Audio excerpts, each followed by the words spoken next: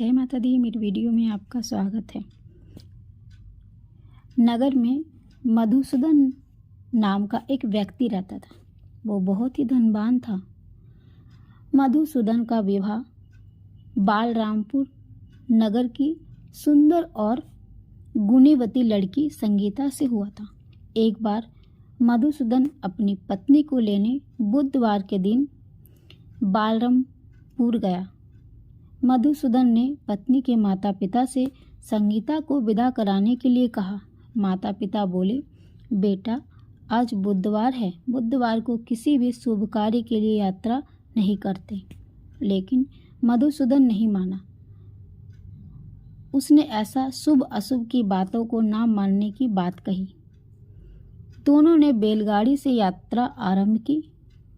2 कोस की यात्रा के बाद उसकी बैलगाड़ी एक पहिया टूट गया। वहां से दोनों ने पैदल ही यात्रा शुरू की। रास्ते में संगीता को प्यास लगी। मधुसूदन उसे एक पेड़ के नीचे बैठाकर जल लेने चला गया।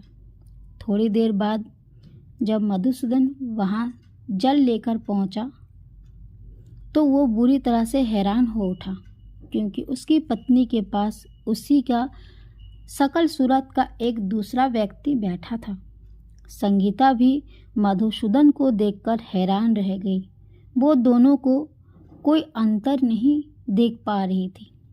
मधुसूदन ने उस व्यक्ति से पूछा, तुम कौन हो और मेरी पत्नी के पास क्यों बैठे हो? मधुसूदन की बात सुनकर उस व्यक्ति ने कहा, अरे भाई, ये मेरी पत्नी संगीता है। मैं अपनी पत्नी को ससुराल से विदा कराकर लाया हूँ। लेकिन तुम कौन हो जो मुझसे ऐसे प्रश्न पूछ रहे हो?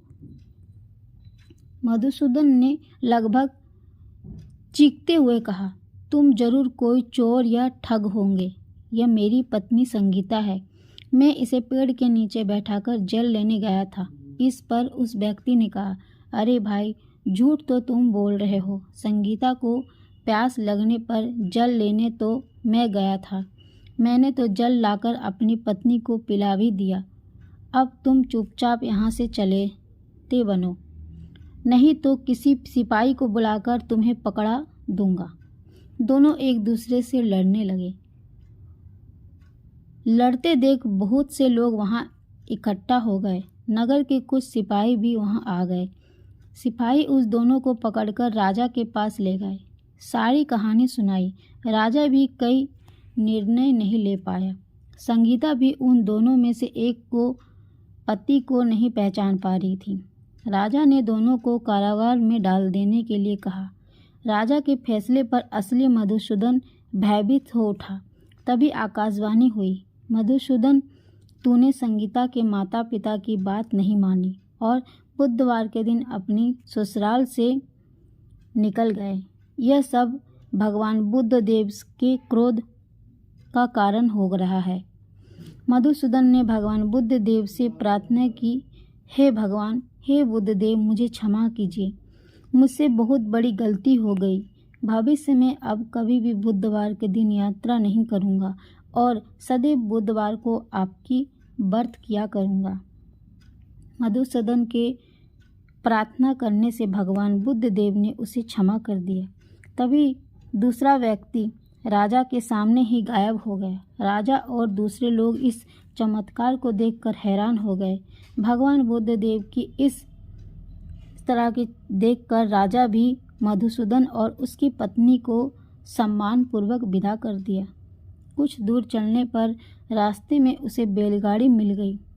बैलगाड़ी का टूटा हुआ पहिया भी जुड़ गया था। दोनों उस पर बैठकर अपने नगर की ओर चल दिए।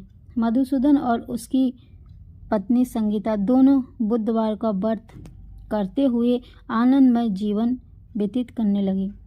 भगवान बुद्ध देव की इस प्रकार की कृपा से उसके घर में धन धान भर गया और वर्षा होने लगी। जल्द ही उसके जीवन में खुशियाँ भर गया। बुधवार का व्रत रखने से स्त्री पुरुष की